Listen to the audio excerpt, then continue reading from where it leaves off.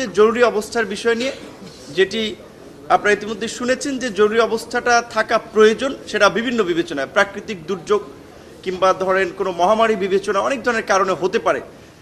কিন্তু এইখানে আমরা যেটা দেখেছি অতীতে আসলে জরুরি অবস্থা রাজনৈতিক হাতিয়ার হিসেবে ব্যবহার করা হয়েছে, সেটা ৭৪ সালে কিংবা সামরিক শাসন আমলে ৯০-এর আপনার ৮৬-৮৭ দুবার, আর লাস্ট ৩বার তো আমরা দেখলাম সেই সময় সরকারের পতন হয়ে গেছে যখন তারা নাগরিকদের অধিকারকে খর্ব করার চেষ্টা করেছে। সেই বিবেচনায় আমরা যেহেতু একটা অভ্যুত্থান পরবর্তী সময় একটা নতুন সেটেলমেন্টের কথা ভাবছি, সেই জায়গা থেকে আমরা এটা পরিষ্কার করে বলছি যে জরুরি অবস্থার সময় নাগরিকদের মৌলিক অধিকারের ক্ষেত্রে কতটুকু আসলে খর্ব করা হবে, কি অন্তত ওনারা যেন একটা ফ্রেমওয়ার্ক করে যান এবং কিছু কাজ এগিয়ে নেন। যে উপজেলা পর্যায়ে আমরা যেটা অধস্তন আদালতের কার্যক্রমকে প্রসারিত করা এবং বিশেষ করে সহকারী ম্যাজিস্ট্রেটদের সেখানে ব্যয়ের ক্ষেত্রে যে একটা সীমা, সেটি যদি এখানে উল্লেখ করা হয় নাই, কিন্তু 40 থেকে 50 লাখ পর্যন্ত